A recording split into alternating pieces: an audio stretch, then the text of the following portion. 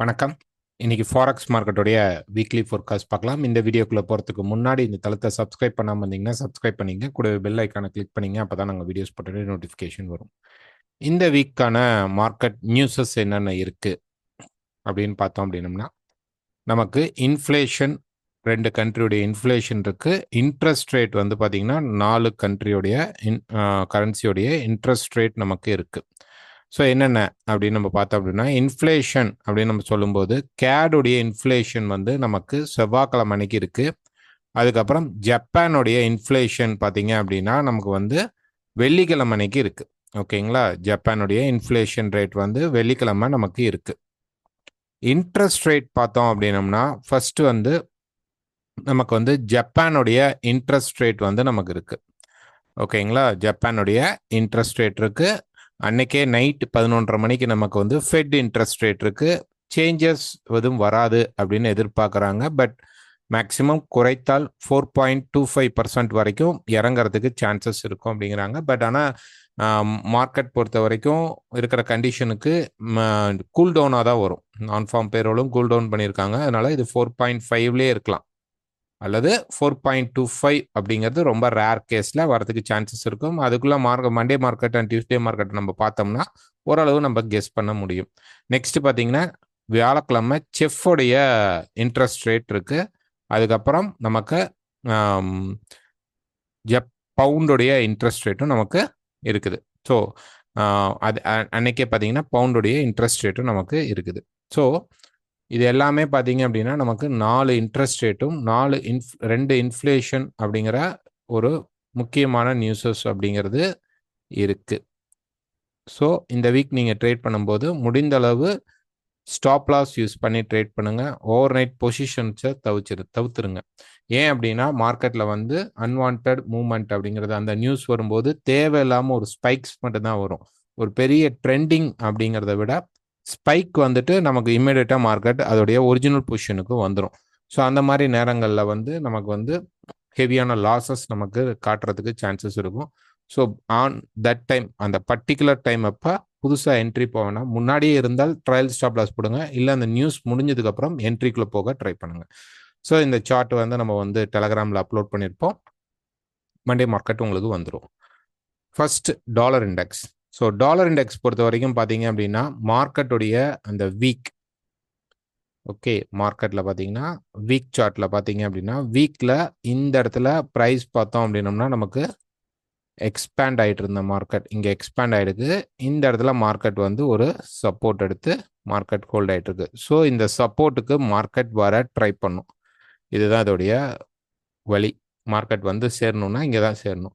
அதுக்கு முன்னாடி என்ன நடக்கும்? ஸ்ட்ரைட் ஃபார்வர்டாக ஒரு மனம் வராது. கொஞ்சம் அப்சைட் போயிட்டு அதுக்கப்புறம் ட்ராப் வந்ததுக்கப்புறம் திருப்பி டாலர் இண்டெக்ஸ் மேலே ஏற சான்சஸ் இருக்கும்.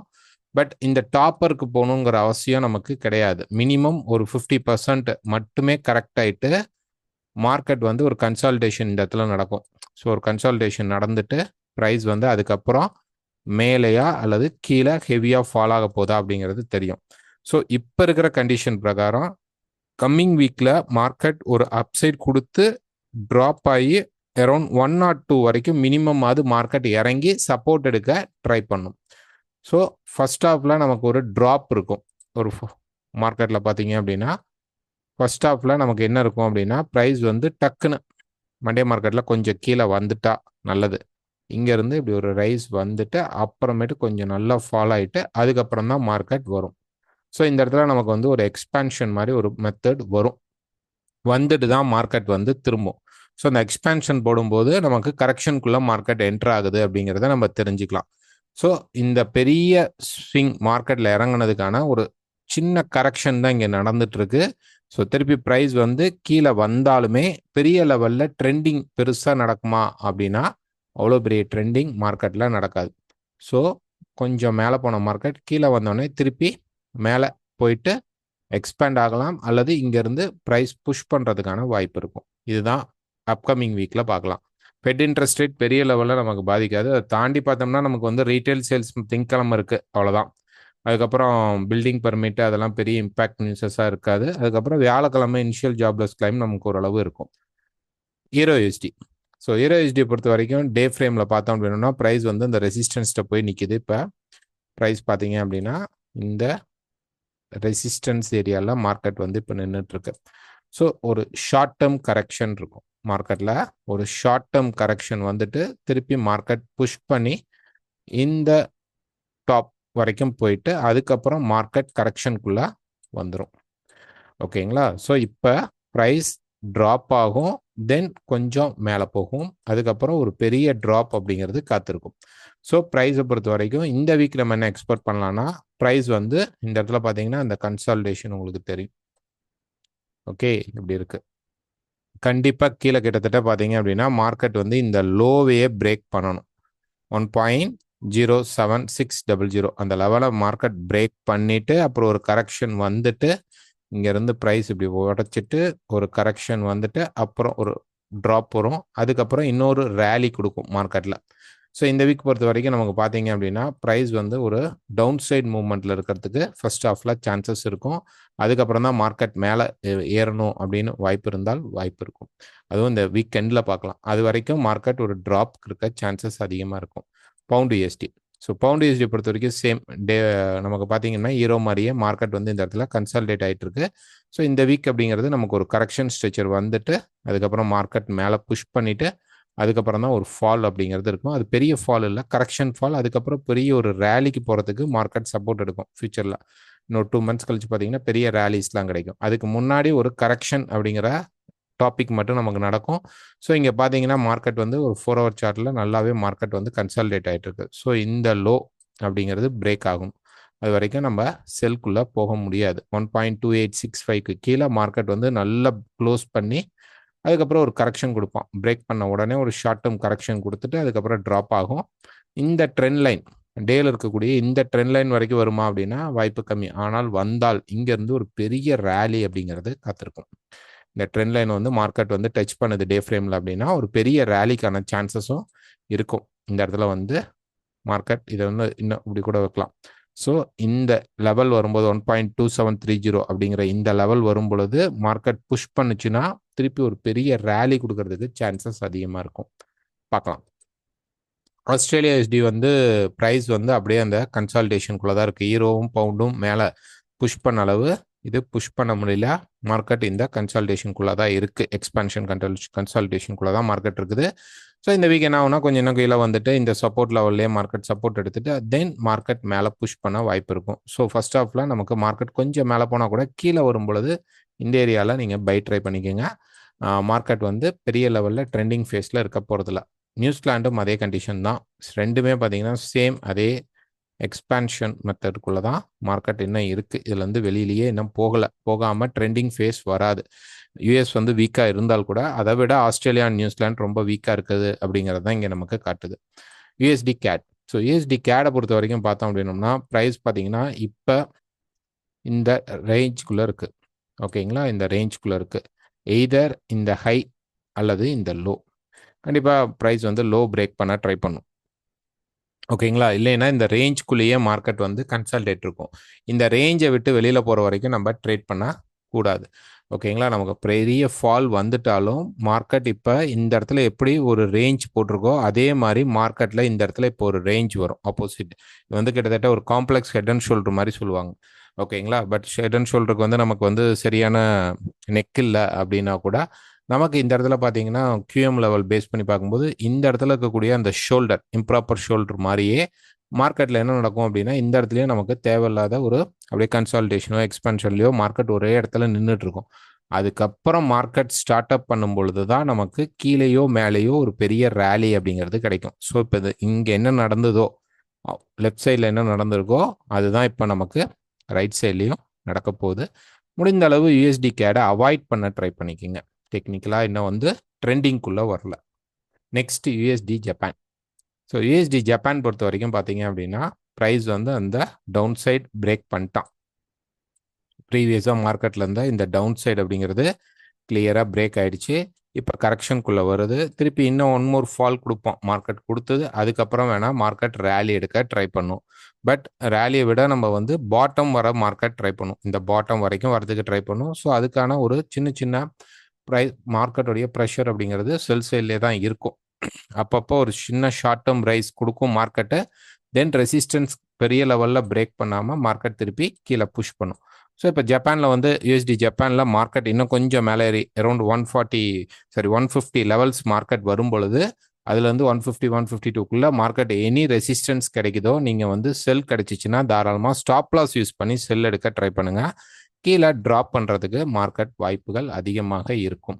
ஸோ செல் மட்டுமே ஃபோக்கஸ் பண்ணுங்கள். இதில் வரக்கூடிய இந்த கரெக்ஷன் பை அப்படிங்கிறத எடுக்காதீங்க. ஏன்னா கரெக்ஷன் பை எப்படி இருக்கும் இதில் பார்த்தீங்க அப்படின்னா, இது வரைக்கும் இந்த ஸ்விங்கில் நடக்கிறதுல பார்த்தீங்க அப்படின்னா ஒரு நல்ல ட்ராப். ஸோ நான் ட்ராப்பை வந்து உங்களுக்கு வரைஞ்சி காட்டுறேன். இங்கே பார்த்தீங்கன்னா ஒரு நல்ல ட்ராப், தென் இங்கே கொஞ்சம் நார்மலான ட்ராப்பு, இந்த இடத்துல பார்த்தீங்கன்னா ஒரு நல்ல ட்ராப்பு, இங்கே ஒரு நல்ல ட்ராப்பு, இங்கேயும் ஒரு நல்ல ட்ராப். ட்ராப் பார்த்தீங்க அப்படின்னா மார்க்கெட்டில் இந்த டவுன் சைடில் ட்ரெண்டிங் சைடு ரொம்ப க்ளீனாக நடந்திருக்கு. கரெக்ஷன் எப்படி நடந்திருக்கு அப்படின்னு பார்த்தீங்கன்னா சும்மா ரொம்ப சைட்வே ஒரு கரெக்ஷனாகத்தான் இங்கே மட்டும்தான் கொஞ்சம் நல்லா நடந்திருக்கே தவிர மீதி எல்லா இடத்துலையும் கரெக்ஷன் அப்படிங்கிறது ரொம்ப ஸ்லோவாக தான் நடக்கும். ஸோ நம்ம இந்த கரெக்ஷன் ஸ்ட்ரெச்சஸ் எல்லாத்தையுமே அவாய்ட் பண்ணிவிட்டு நம்ம ட்ரெண்டிங் சைடில் போகிறது தான் பெஸ்ட்டு. இதோ இன்னும் அந்த மார்க்கெட் ட்ரெண்டிங் சைடில் தான் இருக்குது. அப்போ இப்போ ஆல்மோஸ்ட் நம்ம ரெசிஸ்டன்ஸ் பக்கத்தில் இருக்கோம். ஸோ ரெசிஸ்டன்ஸ் எடுத்த உடனே நீங்கள் செல் எடுத்தீங்கன்னா உங்களுக்கு நல்ல ஒரு ஃப்ளோ இருக்கும். ஒருவேளை இந்த மார்க்கெட் வந்து இப்போ வந்து பைக்குள்ளே என்ட்ரு ஆகுது அப்படின்னா இம்மிடியேட்டாக உங்களுக்கு ஸ்டாப் ஹிட் பண்ணிவிட்டு மார்க்கெட் இந்த ரெசிஸ்டன்ஸ்க்கு மேலே போய் நின்றுக்குவோம். அப்போ நம்ம போய் செல் அடிக்கூடாது, வெயிட் பண்ணணும். ஸோ ஒரு 151க்குள்ளே மார்க்கெட் வந்து செல் எடுக்கும்போது நம்ம எடுக்கலாம். அல்லது ஒரு ரிஜெக்ஷன் போனோடனே ரிஜெக்ஷன் ஆச்சுன்னா 52க்குள்ளே ரிஜெக்ஷன் ஆச்சுன்னா செல் எடுக்கலாம். மார்க்கெட் வந்து இந்த ஹைக்கு மேலே ரொம்ப ஸ்ட்ராங்காக ஹோல்ட் ஆகி நின்னால் நம்ம செல்லை அவாய்ட் பண்ணிட்டு வெயிட் பண்ணணும். ஓகேங்களா? மற்றபடி இப்போதைக்கு இருக்கிற மார்க்கெட் கண்டிஷனுக்கு நமக்கு செல் தான் பெரிய லெவலில் மூவ் ஆகும். ஸோ இந்த இடத்துல இருக்கக்கூடிய செல் கிடைத்தால் நீங்கள் தாராளமாக செல் ட்ரை பண்ணுங்கள், பை எடுக்க வேண்டாம். நெக்ஸ்ட் யூஎஸ்டி செஃப். ஸோ யூஎஸ்டி செஃப்பை பொறுத்த வரைக்கும் ஒரு டே ஃப்ரேம் எடுத்துக்கிட்டோம் அப்படின்னோம்னா மார்க்கெட் பார்த்தீங்கன்னா அந்த டவுன் சைட் வருது, ப்ரீவியஸ் சப்போர்ட் கிட்ட இப்போ வந்திருக்கு. அதுக்கான ஒரு சின்ன கரெக்ஷன் மட்டும்தான் மார்க்கெட்டில் இருக்கும். இப்போ 4 ஹவரில் பார்த்தீங்கன்னா இந்த சேனல் தான் இப்போ நமக்கு ஓடிட்டுருக்கு. ஸோ இந்த சேனலில் இருக்கக்கூடிய இப்போ ஒரு கரெக்ஷன். ஸோ இந்த இடத்துல நீங்கள் ஒரு ட்ரெண்ட் லைனை யூஸ் பண்ணிக்கோங்க. ஸோ கொஞ்சம் கீழே வரும், வந்துட்டு மார்க்கெட் திருப்பி மேலே போய் புஷ் பண்ணும் அரவுண்ட் திஸ் ஏரியா. இந்த ரெசிஸ்டன்ஸ் ஏரியா கிட்ட மார்க்கெட் ரெசிஸ்டன்ஸ் எடுக்கும்போது சேனலும் வரும்போது திருப்பி மார்க்கெட் ஒன் மோர் ஃபால் கொடுக்கறதுக்கு வாய்ப்பு அதிகமாக இருக்கும். இது கொஞ்சம் இன்னும் நல்லாவே எக்ஸ்டெண்ட் ஆகி மார்க்கெட்டில் கீழே இறங்குறதுக்கு சான்சஸ் இருக்கும். ஸோ இந்த கரெக்ஷனில் இப்போ மார்க்கெட் இருக்குது. கரெக்ஷனை விட்டு வெளியில் வரும்போது நம்ம செல் பண்ணலாம், அல்லது டாப் அண்ட் டாப் போகும்போது நம்ம செல் பண்ணுறது பெஸ்ட் சாய்ஸாக இருக்கும். Next silver. ஸோ சில்வர் பொறுத்த வரைக்கும் பார்த்தோம் அப்படின்னோம்னா ஒரு டே ஃப்ரேம் அப்படின்னு எடுத்துக்கிட்டோம் அப்படின்னோம்னா வீக் கூட பார்க்கலாம். ஸோ ஒரு வீக்கில் பார்த்தோம் அப்படின்னா நமக்கு ஆல்மோஸ்ட் மார்க்கெட் வந்து இந்த இடத்துல இப்போ ரெசிஸ்டன்ஸ் எடுத்தால் ப்ரைஸ் கீழே வரும். இந்த இடத்துல மார்க்கெட் வந்து ஒரு கன்சால்டேஷனுக்குள்ளே தான் இப்போ ப்ரைஸ் வந்து இருக்குது. ஸோ இப்போ இந்த ரேலி அப்படிங்கிறது வந்து மேலே போய் இந்த ஹையை பிரேக் பண்ணணுங்கிற அவசியம் இல்லை. போன உடனே ரிஜெக்ஷன் ஆனாலும் நம்ம செல் அப்படிங்கிறத ட்ரை பண்ணலாம். இப்போ டே பொறுத்த வரைக்கும் எடுத்துக்கிட்டோம் அப்படின்னோம்னா ப்ரைஸ் பார்த்தீங்க அப்படின்னா இந்த அப்சைட் ரேலியில் தான் இருக்குது. இங்கே நமக்கு வந்து ஒரு சப்ளை இருந்தது, அந்த சப்ளைக்காக மார்க்கெட்டில் ஒரு சின்ன கரெக்ஷன் மட்டும் வந்திருக்கு. ஸோ இப்போ ப்ரைஸ் பார்த்தீங்க அப்படின்னா இப்போ மேலே புஷ் பண்ணுற மார்க்கெட் அப்படி லைட்டாக வரும். இப்போ நம்ம வந்து வீக்கில் இருக்கக்கூடிய ஒரு டாப் ரெசிஸ்டன்ஸ் லெவலில் இருக்கிறதுனால இதுவுமே ஒரு நல்ல சப்ளை. மார்க்கெட்டில் நல்ல ரேலி வந்தோடனே டக்குன்னு சப்ளை ஆன இடம். ஸோ இந்த சப்ளைக்குள்ளே மார்க்கெட் என்ன பண்ணும் அப்படின்னா சிம்லராக ஒரு ட்ராப் அப்படிங்கிறது கொடுக்கும். கீழே வந்துட்டு அதுக்கப்புறம் தான் மார்க்கெட் புஷ் அப்படிங்கிறது மேலே இருக்கிறதுக்கு சான்சஸ் அதிகமாக இருக்கும். ஸோ நல்ல செல் செட்டப் அப்படிங்கிறது அப்கமிங் மார்க்கெட்டில் நம்ம பார்க்கலாம். ஸோ இப்போ ஒரு 4 ஹவரில் பார்த்தோம்னா அந்த மார்க்கெட் வந்து அந்த ரெசிஸ்டன்ஸை போனனால ப்ரைஸ் என்ன பண்ணும் அப்படின்னா ஒரு ஷார்ட் டேர்ம் செல்லிங் அப்படிங்கிறது கொடுக்கும். பட் நம்ம வந்து வெயிட் பண்ணணும். ஒரு 1 ஹவர் சார்ட் எடுத்துக்கிட்டோம் வேணும்னா இந்த சேனலை விட்டு அவன் வந்து இன்னும் கிளியராக வெளியில் வரல. ஸோ இன்னும் கிளியராக வெளியில் வந்துட்டு ஒரு கன்சால்டேஷன் மார்க்கெட் கொடுப்பான். அப்புறம் அதை பிரேக் பண்ணும்போது தான் கீழே இருக்கக்கூடிய 32.5 அப்படிங்கிற லெவல் வரைக்கும் மார்க்கெட் கீழே ஃபால் ஆகிறதுக்கு வாய்ப்பு இருக்கும். ஸோ ஃபர்ஸ்ட் என்ன நடக்கணும் அப்படின்னா நமக்கு ப்ரைஸ் வந்து இன்னும் கொஞ்சம் கீழே இறங்கணும். அப்புறம் இந்த கன்சால்டேஷன் கீழே இறங்கிட்டு ஒரு கன்சால்டேஷன் நடக்கணும். அப்புறம் அந்த கன்சால்டேஷனை உடைக்கும் போது தான் நமக்கு டவுன் சைட் மார்க்கெட்டில் வரும். இல்லைன்னா என்ன நடக்கும், இன்னும் கொஞ்சம் மேலே போயிட்டு திருப்பி அதே சேம் கன்சால்டேஷன் மெத்தட் தான் மார்க்கெட்டில் வரும்.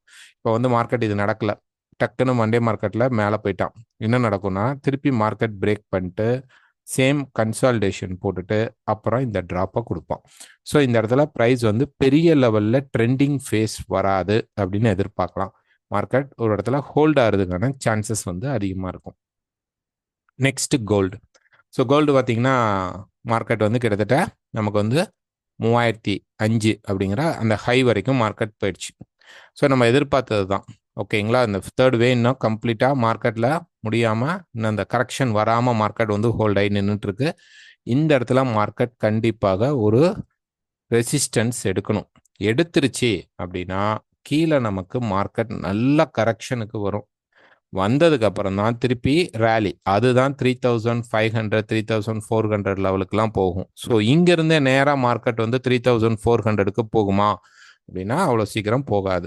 ஸோ இந்த இடத்துல நமக்கு கரெக்ஷன் ஸ்ட்ரக்சர் இப்போ மார்க்கெட்டில் கிரியேட் ஆகணும். ஒரு டே ஃப்ரேம் எடுத்துக்கிட்டோம் அப்படின்னா மார்க்கெட்டில் ஃப்ரைடே மார்க்கெட் பார்த்தீங்க அப்படின்னா அவ்வளோ ஹெல்த்தியான கேண்டில் இல்லை. ஸோ ப்ரைஸ் மேலே உடச்சோடனே டக்குன்னு ஒரு ரிஜெக்ஷன் ஆகிற மாதிரி ஒரு ஷேடோ கேண்டில் தான் கொடுத்துருக்கு. இதனால மார்க்கெட்டில் செல் அப்படின்னு நம்ம எதிர்பார்த்துட முடியாது.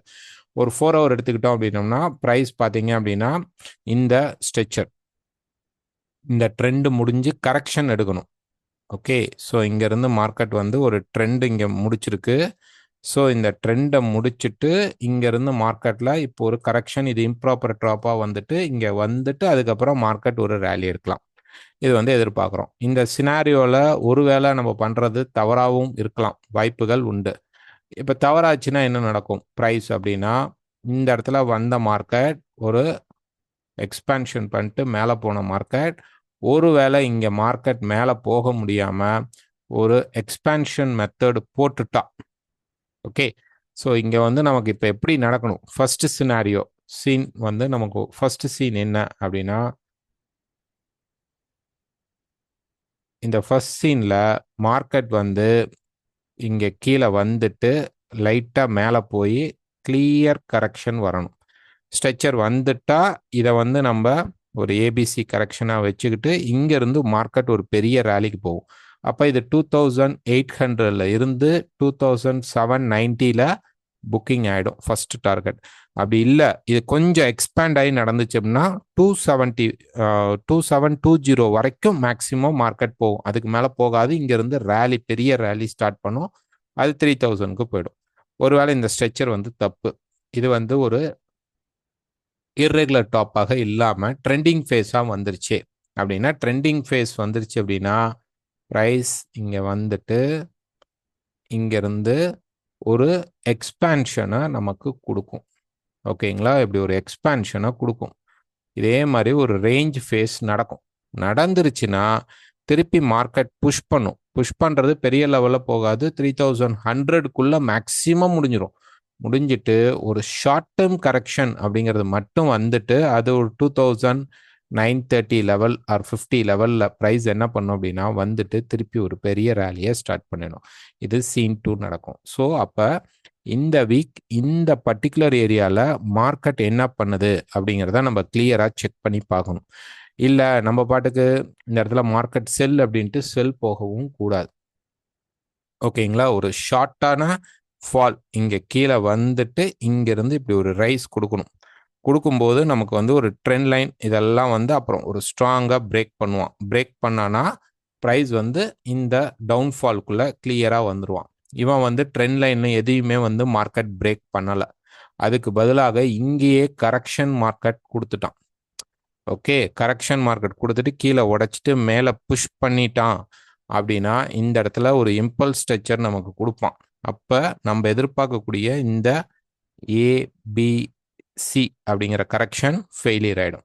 நம்ம இம்மிடியேட்டாக மார்க்கெட்டோடைய அந்த ஸ்விங்குக்கான ஸ்ட்ரக்சருக்கு நம்ம சேஞ்ச் ஓவர் ஆகிடணும். நம்ம வந்து 1 ஹவரில் கூட இந்த ஸ்விங்ஸை வந்து வரைஞ்சிருப்போம். ஓகே, இந்த ட்ரெண்ட் லைன் மினிமம் நம்ம எதிர்பார்த்துட்டு இருக்கோம். கீழே உடைக்கும், ஆனால் வந்து இங்கே சப்போர்ட் எடுத்து 1 மோர் புஷ் கொடுக்கணும். கொடுத்துருச்சு அப்படின்னா மார்க்கெட் இங்கேருந்து நமக்கு வந்து ஒரு சின்ன இப்படி உடைச்சி ப்ரைஸ் இந்த கரெக்ஷனை முடிச்சுட்டு அப்புறம் மேலே போக வாய்ப்பு இருக்கும். ஸோ இந்த இடத்துல ஒரு நல்ல ஃபால் எக்ஸ்பெக்ட் பண்ணலாம்.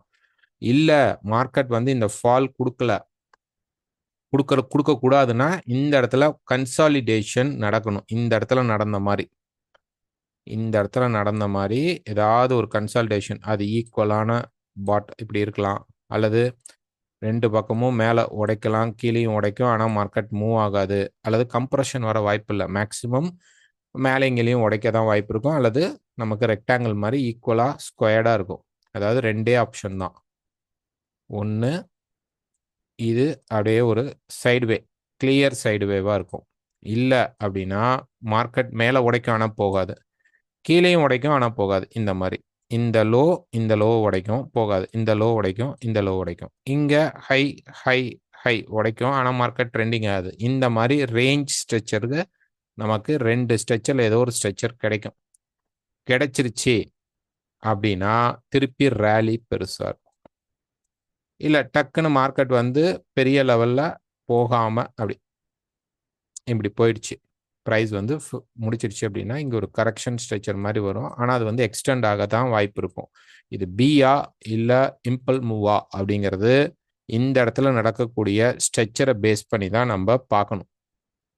ஸோ ஸ்டாப் லாஸ் யூஸ் பண்ணிங்க. லைஃப் டைம் ஹையில் வந்து லெவல்ஸ் அப்படிங்கிறது வந்து நம்ம கெஸ் பண்ண தான் முடியும். இப்போ இந்த இடத்துல ப்ரைஸ் வந்து இப்போ இங்கே கீழே இறங்குது அப்படின்னா நம்ம டேட்டா வச்சு கண்டுபிடிக்கலாம். இப்போ இங்கே கீழே இறங்குனா டேட்டா வச்சு கண்டுபிடிக்கலாம். பட் இந்த லைஃப் டைம் ஹையில் நமக்கு டேட்டா கிடையாது. நம்ம அஷ்யூம் பண்ணி தான் ஒரு லெவல் எடுக்க முடியும். நமக்கு ஒரு 4 hour ஸ்ட்ரெச்சர் எடுக்கும்போது இந்த இடத்துல அது பிரேக் அவுட் பண்ணணும். இங்கே பிரேக் அவுட் பண்ணும். இப்போ இந்த ஸ்ட்ரெச்சருக்கு தான் 1 hourல அந்த கரெக்ஷன் வந்துட்டு போதாங்கிறதுக்காக ட்ரெண்ட் லைன் நம்ம யூஸ் பண்ணுறோமே தவிர, இந்த லெவல் அப்படிங்கிறது நமக்கு ஸ்ட்ராங்காக பிரேக் பண்ணும் பொழுது தான் மார்க்கெட் வந்து இதை வந்து இர்ரெகுலர் டாப்பாக நம்ம எடுத்துக்க முடியும். ஓகேங்களா? இந்த ட்ரெண்ட் லைன் பிரேக் பண்ணாமல் இந்த இடத்துல ரேஞ்ச் மார்க்கெட் போட்டுட்டால் இது திருப்பி புஷ் பண்ணுறதுக்கு தான் வாய்ப்பு இருக்கும். ஸோ என்ன நடக்குது அப்படிங்கிறத நம்ம கவனித்து தான் ட்ரேட் பண்ணணும். ஸ்டாப் லாஸ் அப்படிங்கிறத கண்டிப்பாக யூஸ் பண்ணிக்கோங்க. ஸ்டாப் இல்லாமல் ட்ரேட் பண்ணவே பண்ணாதீங்க. ஓகே, ஸோ எல்லா இடத்துலையும் நாங்களே சொல்ல மறந்துட்டாலும் ஸ்டாப் லாஸ் யூஸ் பண்ணிக்கோங்க. பிட்காயின் நம்ம எதிர்பார்த்து இந்த மாதிரி மார்க்கெட் ட்ராப் ஆகிடுச்சு. இன்னும் ஒரு ப்ரைஸ் வந்து இந்த இடத்துல சப்போர்ட் எடுக்க ட்ரை பண்ணுது. பட் இன்னும் சப்போர்ட் எடுக்கல. ஒன் மோர் புஷ் வந்தாலும் நல்லது தான். மார்க்கெட் வந்து அப்படியே இந்த இடத்துல கம்ப்ரெஷன் மாதிரி இப்படி நடந்துடும். இங்கேருந்து மார்க்கெட் வெடித்து வெளியில் போகும். அப்போ ஒரு நல்ல ரேலி இருக்க வாய்ப்பு இருக்கும். இது வந்து ஒரு 116 வரைக்கும் அல்லது 120 வரைக்கும் மார்க்கெட் மேலே புஷ் பண்ணுறதுக்கான வாய்ப்புகள் அதிகமாக இருக்கும். கிரிப்டோக்கு அவ்வளோ பையிங் ப்ரெஷர் அப்படிங்கிறது இன்னும் கிரியேட் ஆகலை. ஒரு 4 hour சார்ட் எடுத்துக்கிட்டோம் அப்படின்னோம்னா ப்ரைஸ் வந்து இந்த எக்ஸ்பான்ஷன் சேனலுக்குள்ளேருந்து இப்போ வெளியில் வந்திருந்தாலுமே இன்னும் கரெக்ஷன் வரணும். இது வந்து ஒரு ரேஞ்ச் ஃபேஸ் மாதிரி இப்படி இருக்குது. ஓகே, ஸோ கொஞ்சம் கீழே வந்து அப்புறம் மேலே பிரேக் பண்ணாதான் மேலே இருக்கிற ஒரு 92 லெவல் வரைக்கும் மார்க்கெட் போகிறதுக்கு சான்சஸ் இருக்கும். மேலே இதை உடைக்குமா அப்படின்னா வாய்ப்பு கம்மி. போயிட்டு திருப்பி ஒரு கன்சால்டேஷன் ரேஞ்சுக்குள்ளே இருந்து கொஞ்சம் கீழே வந்துட்டு அல்லது ஈக்குவல் பாட்டமாக இந்த மாதிரி ஈக்குவல் பாட்டமாக வந்துட்டு கூட அதுக்கப்புறம் மார்க்கெட் புஷ் பண்ணும். மேக்ஸிமம் இந்த வீக் ஃபுல்லாகவே மார்க்கெட் வந்து 96க்கும் இந்த 80க்குள்ளே தான் மார்க்கெட் ட்ராவல் ஆகிறதுக்கான சான்சஸ் வந்து ரொம்ப அதிகமாக இருக்கும். அண்ட் ஆயில், ஸோ ஆயில் பொறுத்த வரைக்கும் பார்த்தீங்க அப்படின்னா மார்க்கெட் வந்து அந்த இடத்துல ஹோல்ட் ஆகி இப்போ நின்றுட்டுருக்கு. ஒரு டே ஃப்ரேம் எடுத்துக்கிட்டோம்னா மார்க்கெட்டை வந்து வீக்லேயே நம்ம பார்க்கலாம். மார்க்கெட் பார்த்தீங்கன்னா இந்த வீக்கில் இருக்கக்கூடிய இந்த மல்டி சப்போர்ட் லெவலில் இப்போ இருக்குது. இன்னும் கொஞ்சம் கீழே வரலாம். இந்த இடத்துல நமக்கு ஒரு ட்ரையாங்கிள் இருக்கும். ஸோ வந்து திருப்பி போய் இங்கே ரெசிஸ்டன்ஸ் எடுக்கிறதுக்கான சான்சஸ் வந்து அதிகமாக இருக்குது. இப்போ நம்ம இருக்கிறது ஒரு சப்போர்ட் லெவல் தான். ஒரு டே ஃப்ரேம் எடுத்துக்கிட்டோம்னா அந்த சப்போர்ட் வந்தனால மார்க்கெட் வந்து இந்த இடத்துல கன்சால்டேட் ஆகிட்டு இருக்கு. ஆனால் அது ரேஞ்சுக்குள்ளே இருக்குது. இது இன்னும் மார்க்கெட் வெளியில் போகல. ஸோ இந்த ரேஞ்ச் பார்த்தீங்கன்னா தெரியும். ஸோ இப்படி வச்சுக்கலாம். மார்க்கெட்டில் இப்படி ஒரு ரேஞ்ச் ஃபேக்டரில் மார்க்கெட் இருக்குது. ஸோ இங்கே பிரேக் பண்ணால் கூட நமக்கு கரெக்ஷன் ஆகி மார்க்கெட் மேலே போனால் மட்டும்தான் மேலே. இல்லை ஒன் மோர் புஷ் கீழே கொடுக்குது அப்படின்னா கொடுக்கலாம். இந்த லிக்விடிட்டிஸ்லாம் எல்லாத்தையும் ஸ்வீப் பண்ணிட்டு மார்க்கெட் திருப்பி மேலே போகும். ஓகேங்களா? ஸோ இந்த இடத்துல வந்து இன்னும் பையிங் செட்டப் அப்படிங்கிறது ஸ்ட்ராங்காக மார்க்கெட்டில் க்ரியேட் ஆகலை. ஸோ செல் போகிறீங்களா போகலாம். ஆனால் வந்து ஆல்மோஸ்ட் வீக்கோடைய சப்போர்ட் லெவலில் இருக்கும்போது இங்கே போய் எடுக்கிற செல்லாக இருக்கட்டும் பையாக இருக்கட்டும் எல்லாமே சின்னதாக இருக்கும்.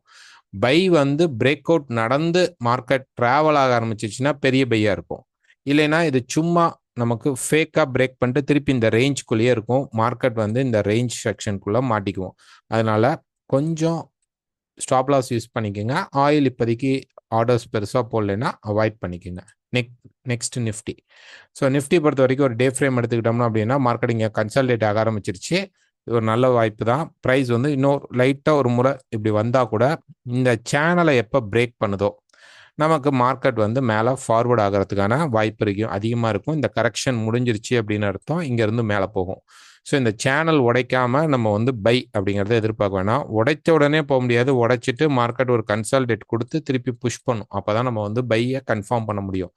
அட்லீஸ்ட் ஃபஸ்ட்டு நமக்கு இந்த சேனலை விட்டு மார்க்கெட் மேலே போனால் தான் நமக்கு வந்து மார்க்கெட் வந்து பைக்கு என்ட்ராக ரெடியாக இருக்கான் அப்படின்னு அர்த்தம். இல்லைன்னா இன்னும் கூட மார்க்கெட் கீழே ஒரு ஒன் மோர் புஷ் கொடுக்கலாம். ஸோ இங்கேருந்து பார்த்தீங்க அப்படின்னா இப்படி ஒரு ட்ராப்புக்கு ஒன் மோர் புஷ் சின்னதாக கொடுக்கணும். இந்த ட்ராப்பை விட இந்த ட்ராப் குறையும். குறைஞ்சதுக்கப்புறம் பிரேக் அவுட் வரும் பொழுது மார்க்கெட்டில் பையிங் செஷன் அப்படிங்கிறது ஸ்டார்ட் ஆக சான்சஸ் அதிகமாக இருக்கும். பார்க்கலாம். அப்கமிங் மார்க்கெட்டில் அது பிரேக் அவுட் நடக்கும் பொழுது அல்லது கன்ஃபர்மேஷன் கிடைக்கும் போது சொல்கிறோம். அப்போ நீங்கள் இன்வெஸ்ட்மெண்ட் அப்படிங்கிற மாதிரி பெருசாக போகிறவங்க போய்க்கலாம். ஸோ இந்த வீடியோ பிடிச்சிருந்தால் மறக்காமல் லைக் பண்ணுங்கள், ஷேர் பண்ணுங்கள், கமெண்ட் பண்ணுங்கள். உங்களுக்கு ஏதாவது டவுட்ஸ் இருந்தால் என்னுடைய நம்பருக்கு கால் பண்ணி கேட்கலாம். தேங்க்யூ.